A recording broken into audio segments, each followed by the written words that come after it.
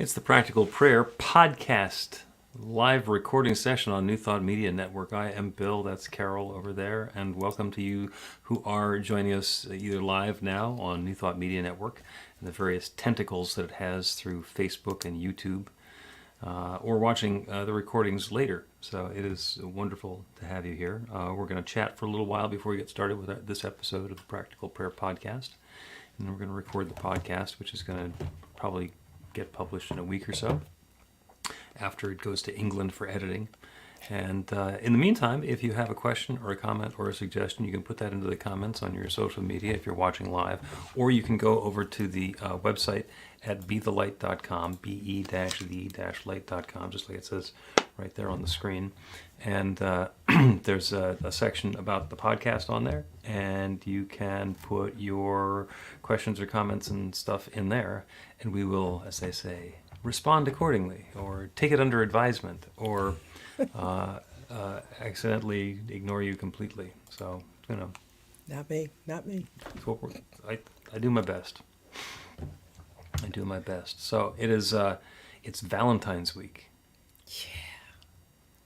Yes. Now, I made a commitment to somebody to do some readings, on the mushy stuff. And for the life of me, I couldn't remember, where am I supposed to get this? My mind just went totally blank. And I remember when I was a real little teeny girl, really young, I watched Wuthering Heights. And I remembered I just would cry over some of the quotes that were in there. And I advise anybody, never let your kid watch that, because love ain't that way. It just is not. But it was really sweet, and I just found quotes that I'd forgotten, and I said, I could do this. It's really cool. So I credit Spirit for jogging my memory. Thank you, Spirit. Yes. Thank you. That the infinite mind is willing to share what we need exactly at the perfect moment. At the perfect time. So, yeah, and I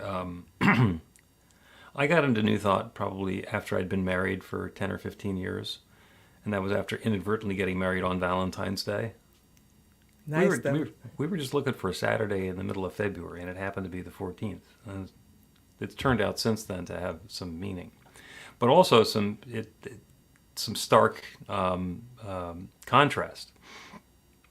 Because Valentine's Day is about chocolates and those, like, the little candy hearts that will, chip your tooth. Yeah. and slightly naughty Hallmark cards.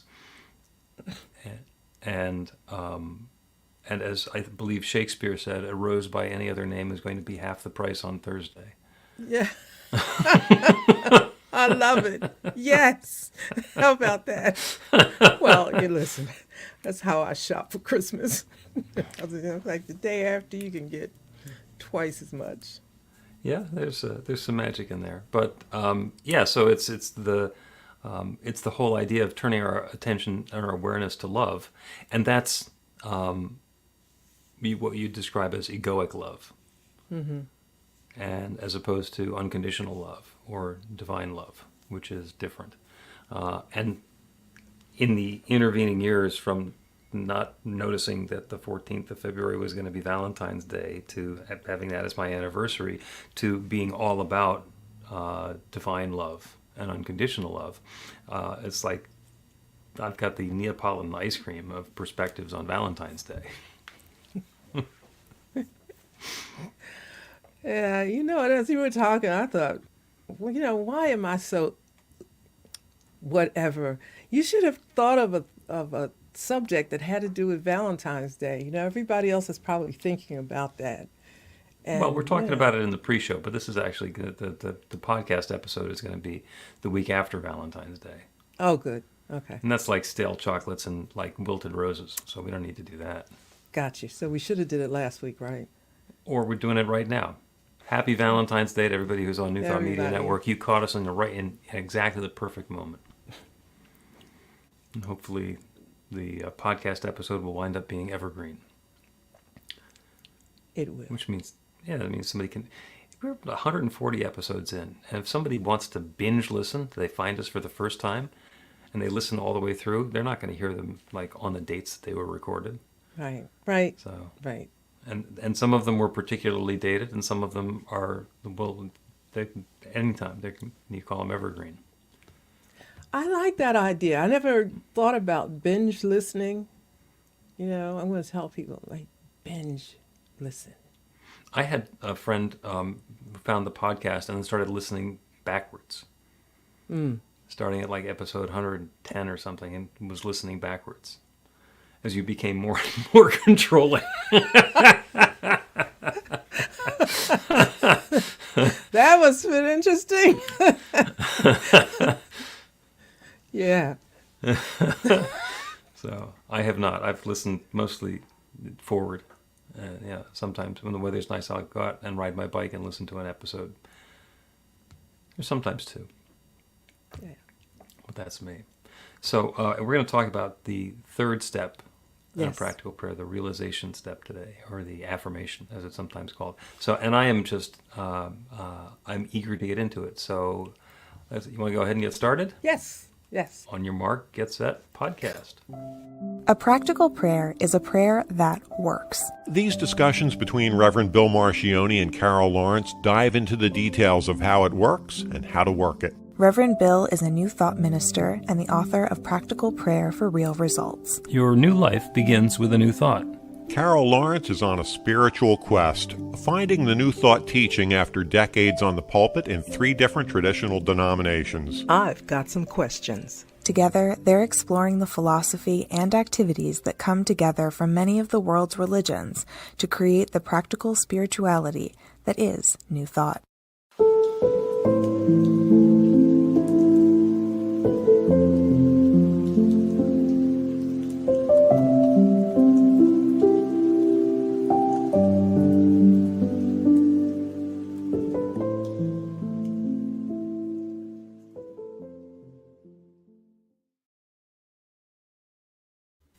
Welcome to the Practical Prayer Podcast. I'm Carol, here with Reverend Dr. Bill Marchiony. And you decided in episode number 140 of the Practical Prayer Podcast that you want to focus in on the third step of a practical prayer, really fine-tune in on that. Yes, yes. I often, this is like something in vain, you can never do it, and in terms of deciding what attribute of our walk or practice is most important. And I usually come back to faith. And so when I go through the 5 steps, I get to realization and I think, you got to have some faith here, you know, when really you have to have faith from the very beginning. But when you Well, get you need some here, faith just to get started with the whole thing. Yes, yeah. Could this Yeah. work at all? Is this worth it, or do I trust this guy who wrote this book? You know, I mean, come on. Please. No. Don't trust me. Do not, under any circumstances, believe anything just because I said it or wrote it in the book. That is not the reason to believe it.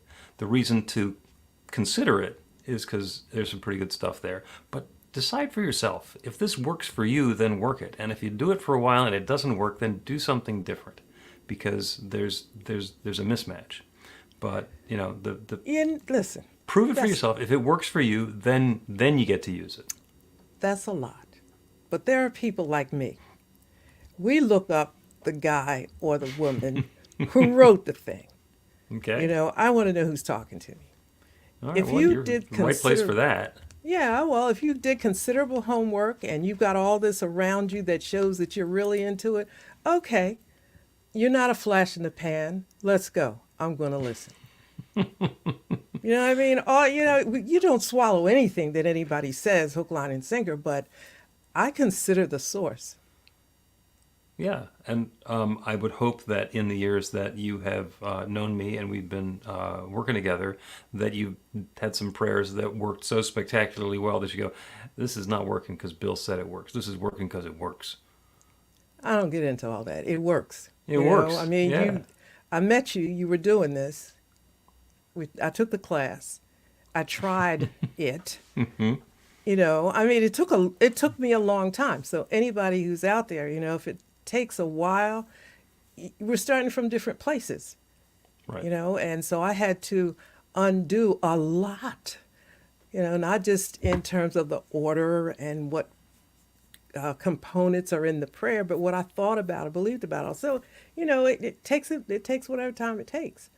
But I think you gotta trust, have faith. Okay, God. Here's the other thing. I asked God for a teacher. I gave. And Okay. you did. You did. Long story short, you showed up. I did a little look around. Let's go. That's the way. And you can always, you don't have to worry about poo-pooing somebody if it doesn't turn out right. Fire them. Just get somebody else. Yeah. But And sometimes turned- spirit has a sense of humor, because you told God to find you a teacher, and you're thinking Carlton Pearson, and there came me.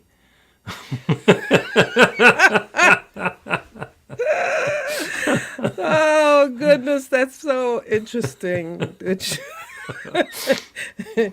Yeah, okay.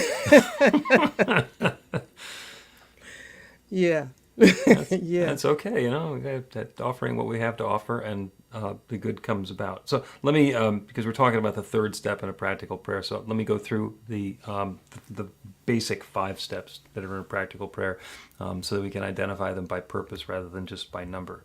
And the first step in a practical prayer is to turn our attention to the infinite, to look at the big picture, the divine power and presence, the creative essence that creates everything. It's called recognition. So recognizing that God is all there is, and that everything that exists is that divine presence showing up in its own way. The second step is the unification step, which is where we identify that because everything everywhere is God's presence taking different form, that must be true of me as well. So that's why it's the unification, because, okay, there's this huge power and presence, this creative operation that's going on, and I'm part of it. And what that does is it reminds us that we have access to that same creative power. So then from that place of divine awareness and authority, we get to the third step, which is the realization, which is where we are calling for the newness that we wish to invite into our lives. And once we have claimed that newness, and that we're using the creative power that created, the entire universe, galaxies, planets, everything, we're using that same power to create this new one. Bring something new into our real experience of reality. Mm-hmm. And once that's happening, there's a step of gratitude, thankfulness that goodness is coming about, thankfulness for the awareness and the ability to use the process. There's gratitude in any form. And then the last step is release, where we speak our word and let it go. Kind of like planting a seed, because we don't want to hold it in our mind. It's not going to take willpower to make it happen, because in the beginning, God said, let there be light, and there was light.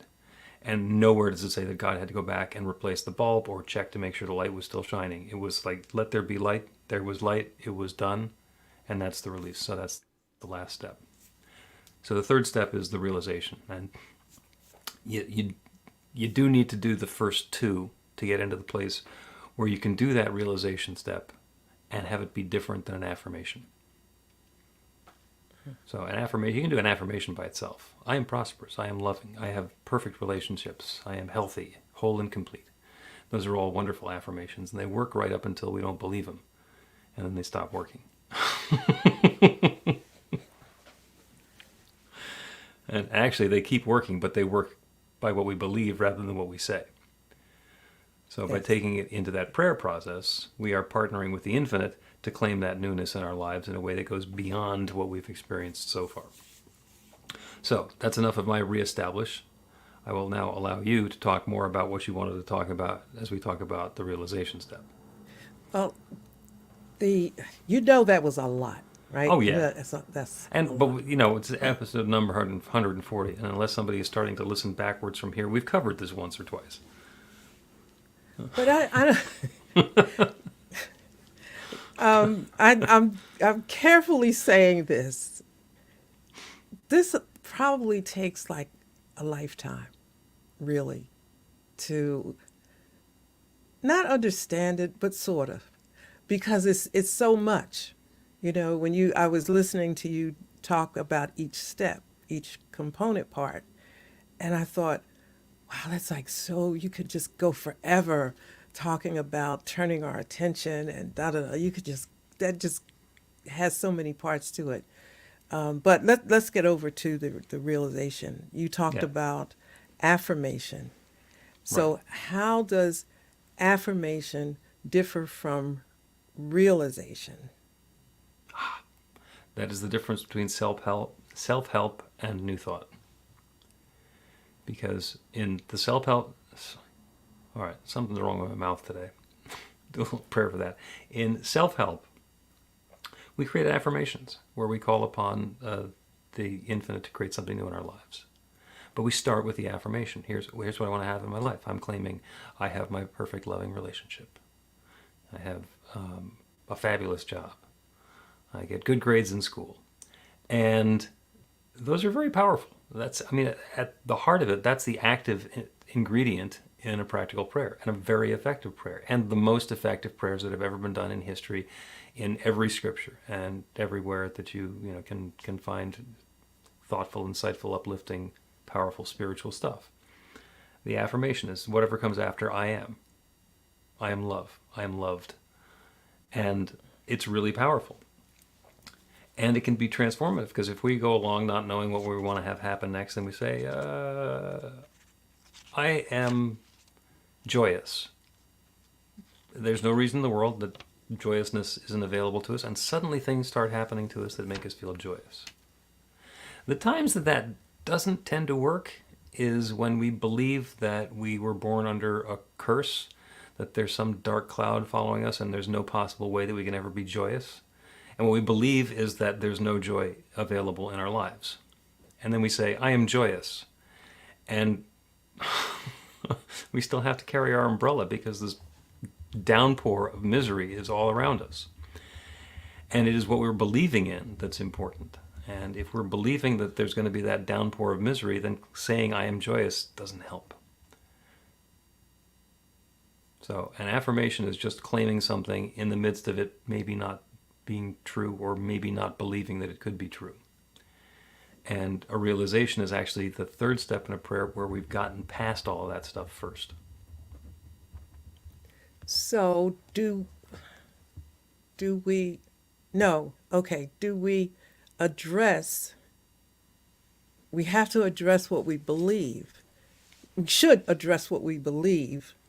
Nah, I know. Don't use should. Okay. It's wise. The antidote to should. It's wise to address or think about the little thought thing there about what we believe before making the affirmation. But now the realization, we come to that and say more about that. If I have this belief that there's, and we'll continue with that I'm doomed to a life of misery. So the first thing that happens is I notice that I've been living a life of misery and I don't want to have that anymore. And that's what we call the pivot, where we say, okay, instead of misery, I want to have maybe I want to be a bully. Maybe that'll make it go away, but probably not. What we do is we come to realize that the experience I want to have is to be joyous and have peace of mind. So we start by turning our attention and our thoughts away from the experience we've been having that's been miserable and awful, and we open to the possibility that we want to have instead. Now, we know that it's possible for there to be people living joyously because we've seen it. Mm-hmm. So the way that we get ourselves from the place where we don't believe it can be available to us, even though we know it's available somewhere, is that we acknowledge that there is one source of everything. That divine creative power that creates everything, that did its number to create the planets and every particle and subatomic particle, every person, every place, everything is that divine essence showing up in a different way. And we've seen that it includes people who live joyously. Mm-hmm. We know that's the nature of the universe. That's the recognition step. And in the second step, we say, since that is possible, it's got to be possible for me. I'm part of that same divine creative presence. So that good that I'm seeking is actually possible for me. So now, instead of thinking about how miserable my life has been, I'm thinking about how joyous and peaceful and harmonious my life could be, and I'm claiming that I am part of the creation that can have that. And then I get to the realization step and I say, this is mine now. I am joyous. And it's not just me. It's that entire creative process, that 14 billion years of bringing everything together. That's the power that's bringing this joy into my life, not me thinking that my umbrella is going to be strong enough to keep the deluge of misery out. Okay, so while you were saying that, like I was following through with maybe some things that I had done prior to understanding this, so I kind of, fit it in or overlay it. And I thought, okay, so I kind of look at something and say, I want that. I want to do that, whatever it might be. Done it a million times in my life. And if it looks like it's really impossible or whatever, I would just say, well, if one person on the planet did it, I can do it. Yep. I'm doing this. Now that's just attitude. But what you're talking about is something That's step much 2 with an attitude. Yeah, I guess. In step 1, you're saying, hey, they've got it. That means that it's possible, it's out there. Yeah, I mean, why shouldn't And I? step 2 is, yeah, why can't I have that? That's unification. Okay, there's a creative power that can create that goodness. I want one. Yeah, I might think of, and I can think of several times. I'll say, okay, well, I might have to work a little harder, or I might have to go this way or go that way, but I will, I'll have it or I'll do it. And if it takes a little longer, fine, or it's not going to take as long because I don't have that much time. So I've got to, so I'll just wiggle around in that and just go, right? But what is that affirmation or realization? And if so, is there an easier way to say it without attitude? Because some people will say, well, I'm not like you. I don't have that kind of faith. I'm not going to say it's not faith. It's just that I just figure God doesn't hold out, Yeah, Doesn't and you've gotten to that place yourself, and that's the process. That's how come we can do 140 episodes so far, still counting, of the Practical Prayer Podcast, because it is really, really simple to explain. It is not easy to do. It is a very, very personal process. It's the most intimate relationship that we have, which is the relationship with our Creator, whatever it was that created us. That divine power that's not just inside of us someplace. It's everything that we are. You say, what's a tree made of? And the tree is not made of wood. The tree is wood. We're not made of spirit. We are spirit. We are the divine creative power and presence taking form. And all of that good that we're seeking is available to us through that channel. It may or may not be available because we got attitude and we tell the world around us how it's got to be. You are, I believe, shorthanding it because you're doing a lot of this stuff.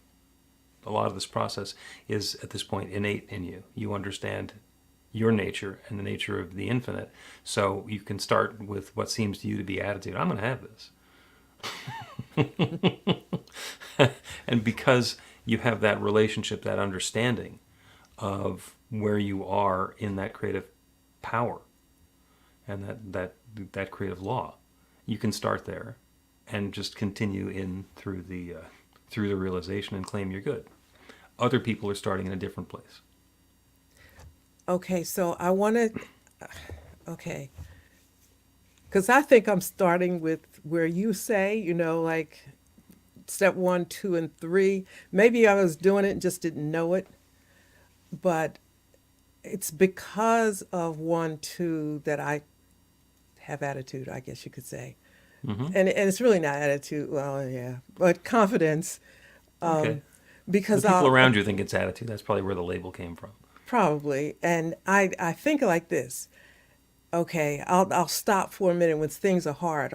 I can't see it, but it's there. Just give me some time. It's there, and because I just know spirit. I just know God. No other way. Then I'll tell myself I may not see a way, but I know there is a way. And if that is the case, it'll come clear. I mean, I'll say things like, I know I'll find it, but let's just be honest, I ain't that great. I'll just, I'll do the best I can and then wait and trust that the smoke will clear. Is that the realizations or no? Yeah. Yeah. And sometimes it doesn't necessarily follow the steps. There are two other steps that come after. When we make that bold realization claim, where we say, I am prosperous, and the little voice says, the credit cards are maxed out and the bank account is overdrawn. That's our disbelief. That's our doubt speaking. And when that comes up, that's the time where we say, there's no truth to my value is not judged by my bank account or my credit cards.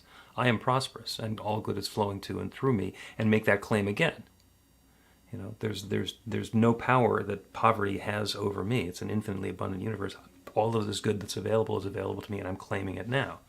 And we change our belief by doing that. Now, and you have your own process of changing your belief, and that's great because it works for you. so is that the realization? It's the one that you end with. Actually, it's the last affirmation that you say, that you don't get a yeah but or an objection or a doubt in your mind. That's the realization. When we realize that what we're saying is the truth. That the claim we're making, that the intention that we're setting, that the imprint that we're putting upon that creative power is actually underway now. That's the realization. So would it be fair to say that our experience in life will assist us in the faith or, the tenacity, the belief that the thing is going to be okay? Because I'm thinking about, like you talk about me like, I've done it a million times. I probably have. But I look at or landmarks in my life where I've been at a critical place, and I might think, okay, where was I when I was in a difficult place before?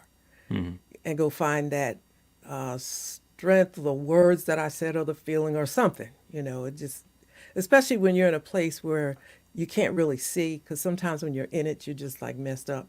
Right. So all of that is before you get to the end, because I'm thinking, okay, for instance, a couple of times in my life, I needed to get out of something. Mm-hmm. And I just said, okay, God, we out. It's always been, I don't know where this is going. I'm kidding. I'm not kidding you. It's like, these are the words. I'm out. We're out. Don't know where this is going, but it's always been me and you. Let's go. Those are my almost exact words. Yep. And never has failed me. Now, is that realization? That's a realization with a leap of faith. I don't know where I'm headed, but I'm heading somewhere good. And I'm letting go of what I had before. You were the trapeze artist who has just let go of the bar. Something's going to happen. Yeah, could there have been a part that says it can be worse than this, right? Or I don't really care. Yeah, never say that. Yeah, this is an could infinite be. universe because it could, no matter how bad it is. It's like, really, this with flies? God, who'd have thought? So I guess I'm trying, because I don't have an example. I just know what is, and I don't have the words to articulate it. So I'm trying to get you to do it for me. Okay. No surprise there, right? Yeah. Well, let's take a break, and then when we continue, we will have a little bit of a discussion about a one-step practical prayer and how that's different. Okay.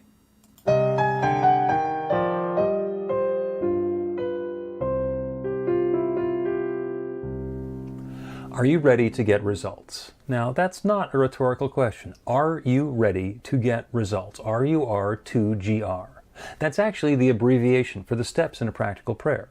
Recognition, unification, realization, gratitude, and release, with a couple of extra steps in there in case some doubt creeps in along the way. RUR 2GR. This class is about the prayer technique that's common to all of the spiritual practices and religions in the most effective prayers that they have. And by effective, I mean that the prayer works. It actually creates a change in the experience of the person doing the prayer. It gets a result. We're going to begin with theory, and then we're going to take it into practice. By the end of the class, you will have your very own practical prayer that will help create transformation in your life.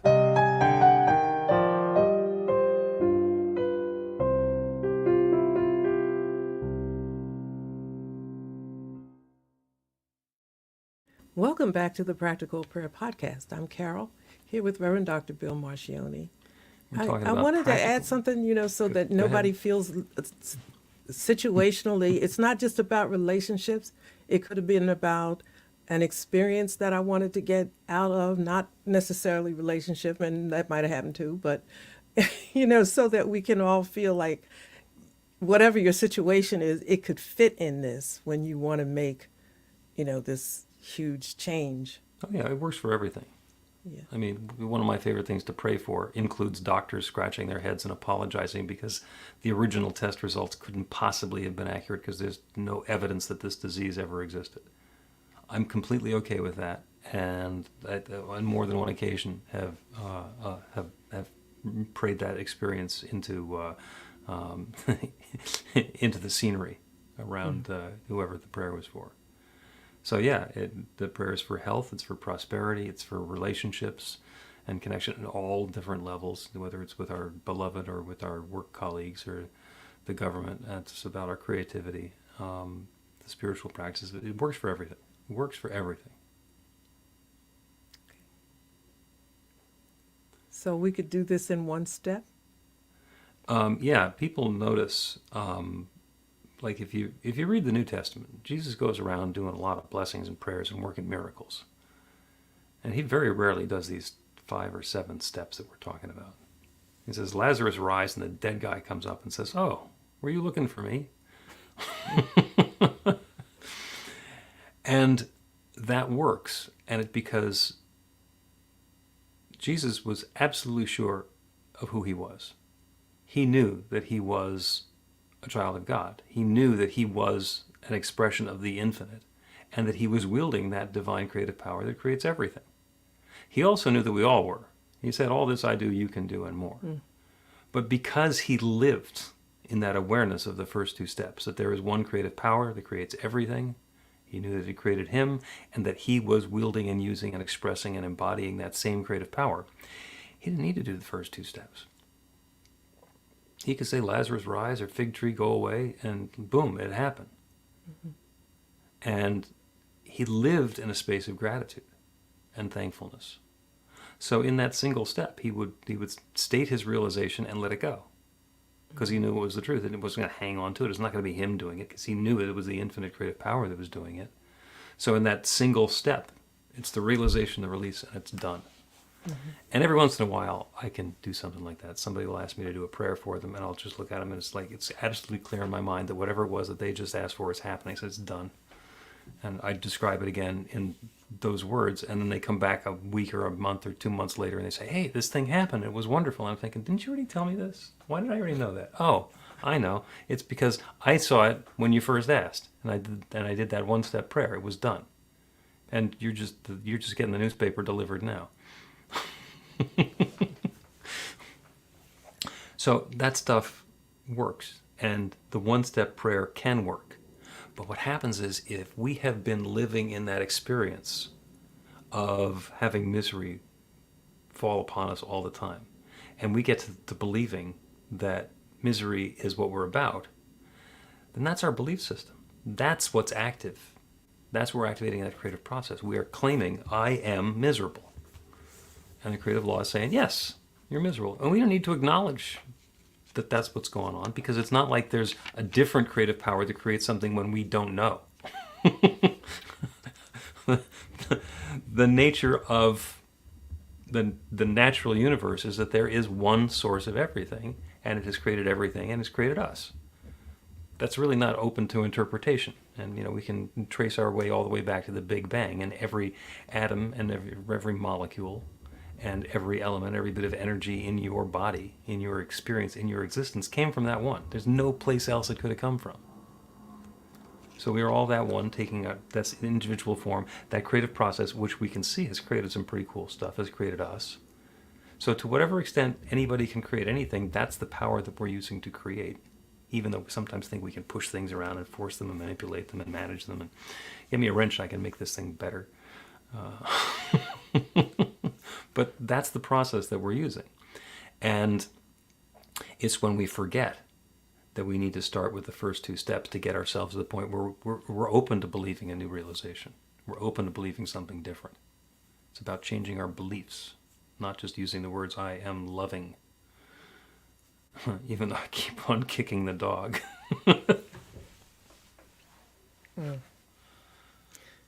Okay, so Did that straighten anything out? Yeah, I think we need about 3 more episodes, but but Good to have a plan. but the I have a plan here, but I rarely stick to it. I think you stick to the plan very well, and it's me who draws us off the straight and narrow every time. As long as it works. Okay.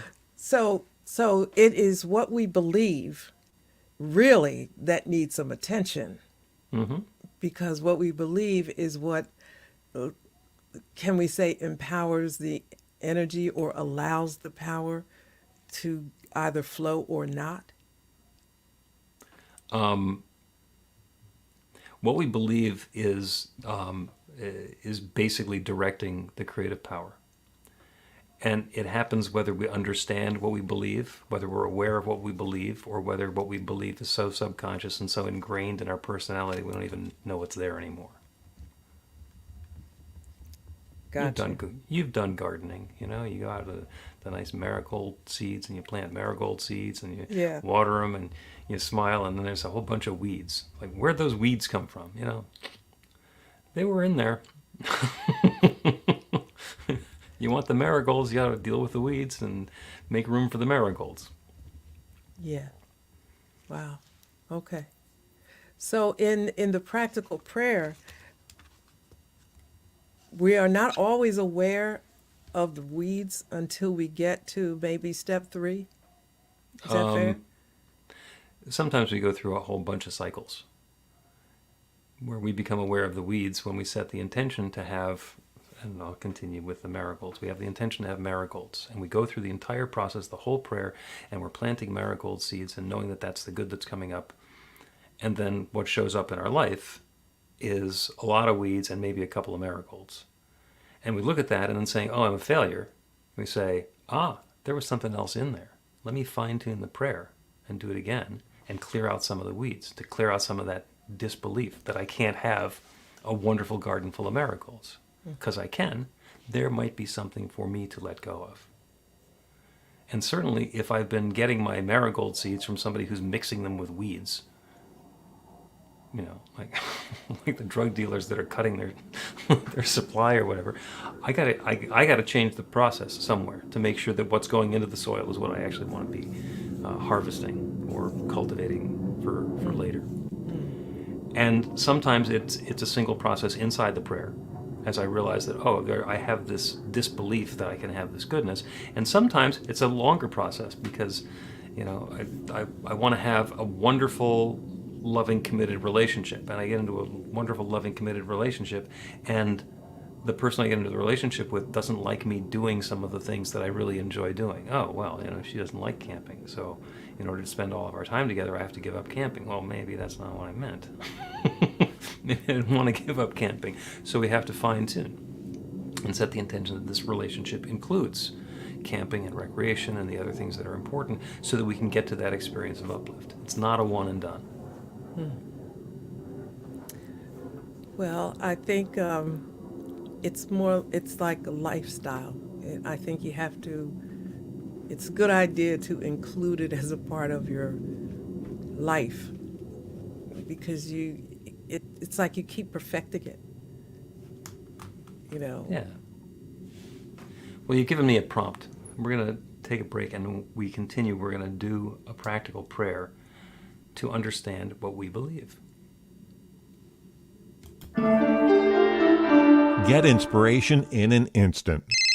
God calls are the gentle and uplifting moment of truth to help you remember that the bright light of God's love is shining right now as you. It's your God Call with Reverend Bill. Start your 2-week free trial today, and you'll get a phone call 4 times a week from Reverend Bill with an uplifting half-minute message filled with insight, wisdom, story, and fun. Let your light shine. You can answer the call to listen to it live or let it go to voicemail so you can hear it later. After the free trial, your subscription is just $5.95 a month. The details are at godcall.org. God calls are disruptive, intentionally. Whenever you write something, put on a gold star. They take you away from your routine to remind you about the truth of who you really are. They come at random times between 8:15 a.m. and 6 p.m., so you won't be expecting them. And somehow, the message is exactly what you need to hear at the time. Magic is loose in the world. It's a moment of motivation in the middle of your day. Find out more and start your 2-week free trial now at godcall.org. Welcome back to the Practical Prayer Podcast. I'm Carol here with Reverend Dr. Bill Marchiony. We're talking about the realization step in a practical prayer, and the fact that you can do a prayer that's just that one realization step. And it doesn't really matter what you're claiming if what you believe is something different. So what we're claiming in that realization step is, this is the good that I'm inviting into my life. But if we believe that we don't deserve the good that we're inviting into our lives, or if we believe that we're going to be experiencing something different, we will not get what we are praying for. We will get what we believe we deserve. So that seems mysterious, especially since we have this subconscious, which is something of which we are not conscious. So, and that's where our beliefs live. They're actually active in our subconscious. That's where the creative law gets activated. So the good news is, if there's something that's in our subconscious, in our belief system, and we don't know what it is, there are a couple of ways that we can be informed as to what it is. The first and most obvious, and kind of hit you in the phrase of being hit by a spiritual 2x4, is your life experience is a topographical map of your belief system. If we believe something, it's going to show up in our life. And everything that shows up in our life is because it's part of our belief system. Things that don't fit just don't show up. But that it can be difficult to see how all those pieces fit together. So sometimes we can go along for a whole long time and something just hasn't been working for us, or it's been a challenge or a difficulty, and then suddenly we go, oh, I never thought it was possible for that to be different. Or it never occurred to me that these people and those people could get along well. Or, fill in the blank.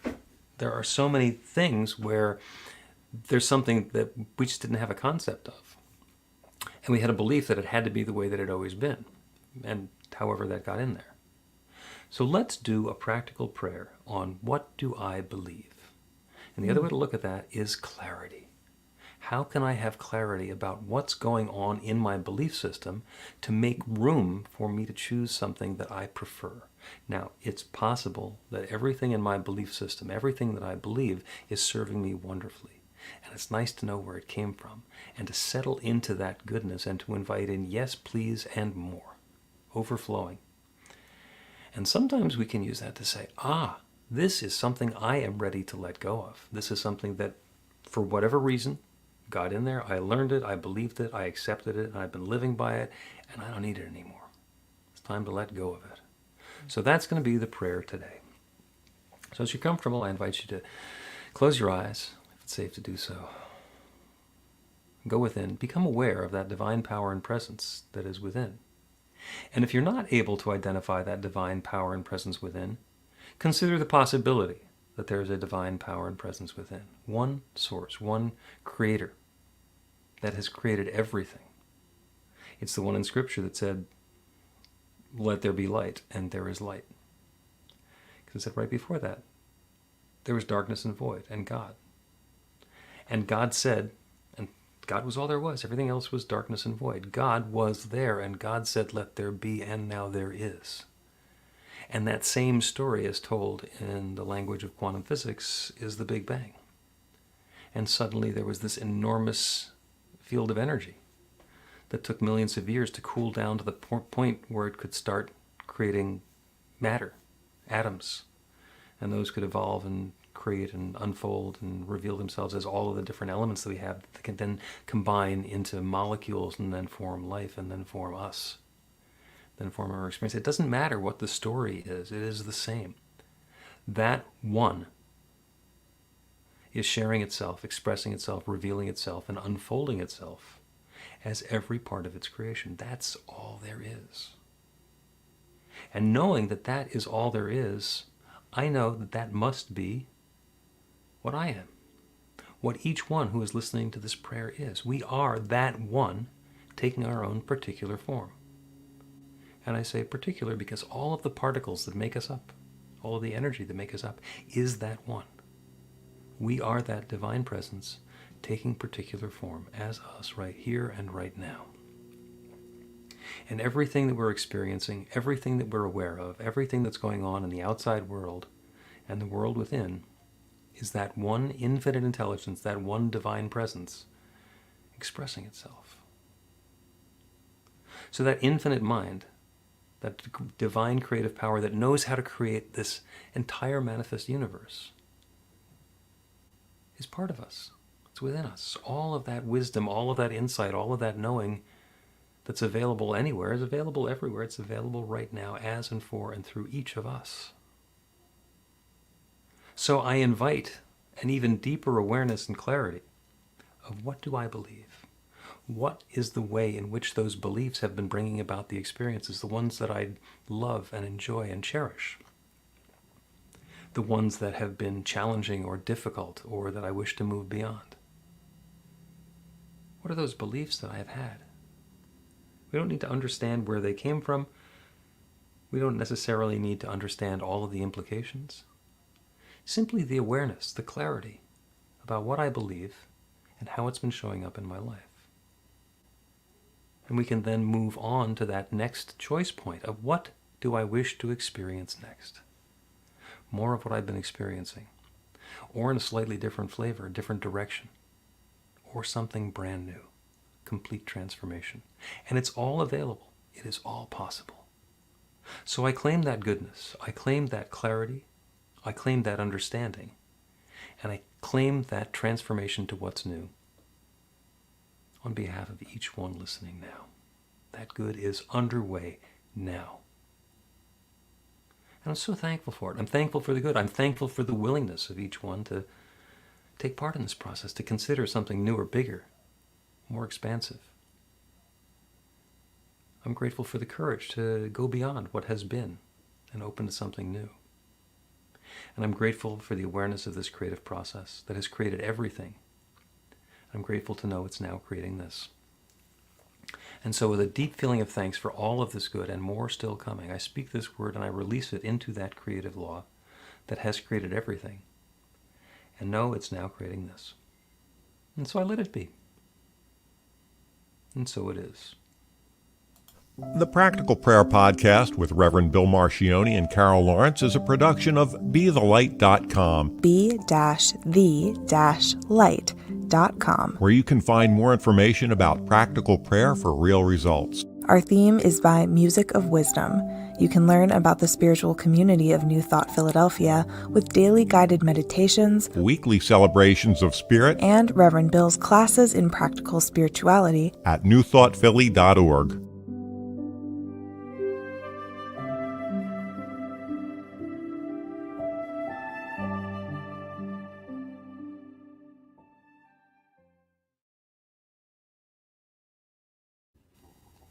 That is episode number 140 of the Practical Prayer Podcast. That was good. I like that one. That prayer was expansive. Yeah, Yeah. Yeah. I thought the whole episode was good. I thought so. Yeah. It was, it was like a work episode to me. A work episode? Yeah, like it was detailed. Oh yeah. I felt like it was really detailed. Yeah. Well, yeah. I always love it when I wind up like doing the beginning of time and the Big Bang as part of the prayer, because for me it's very grounding, but it's like that's going back. That's the all-time greatest hits. I try sometime to go to the Big Bang, I guess because I don't have a real good frame of reference for it. So I go to In the Beginning. Mm-hmm. And to me, that's like in the beginning. It's just whatever was there, that was it. In Yep. the beginning, God. So now you got God. Let's go from there. All right, I have a recommendation for you. This is actually the current class that I'm teaching is on Living Untethered by Michael Singer, which is a wonderful book. It's a follow-up to the Untethered Soul, which was like 15 or 20 years ago. And he spends, I think, 4 or 5 chapters talking about the Big Bang and where this all came from. I mean, in such rich detail. It's like every atom, he explains, like, this is where the helium came from. This is where the hydrogen came from. This is where the iron came from. This is where the gold came from. And all, the gold fillings, the potassium that's in our bodies, the calcium that's in our bones, this is all manufactured in the stars. There's no other place it could have come from. And he traces that down. It's like, okay, so everything that we are is that. You're tethering my soul, Like, I don't really, it's good. I believe you. There are people that are much smarter than me that got all those details together. Got you. I trust you. God. Get the book, read those 5, and they're very short chapters. They're like each a couple I of will get pages. it because you're the teacher. You recommended it, so I will do that. Okay. I'll do it. Okay. And I'm teaching a class on that one. We're I think we're at week 3, and it's really rich stuff. And I've been through the book a couple of times, and every time I look at it again, there's something that's ooh, ah. So I'm not going to tell you what we're going to do in class tomorrow night because the students might watch, and then it would spoil the surprise. Yeah. Yeah. So thank you, Carol. Thank you to everybody who is watching and listening on New Thought Media Network, live and in the recordings. We're here on Mondays at 1 p.m. Eastern, which I guess is 11 a.m. Mountain Time, which is home to the network. And as always, thank you. Very provocative conversation. Yeah. Please help us say thank you to our organizational sponsors, including the Hefferland Foundation, Affiliated New Thought Network, International New Thought Alliance, Science of Mind Archives and Library Foundation, Center for Spiritual Living Denver, Center for Spiritual Living Midtown, New Thought Philadelphia, Planned Happiness Institute, Summit Center for Spiritual Living, One Heart Retreats, Center for Spiritual Living on the Lake, Unity Kitchener, Unity Spiritual Center Ottawa, Om Center for Spiritual Living, Satya Center, Begin Within Ministries, Center for Spiritual Living North Jersey, Unity of Savannah, and the Center for Spiritual Living Seattle, as well as all of our individual donors. Thank you for being part of the New Thought Media Network. Please like, share, and subscribe. New Thought Media Network, positively inspiring.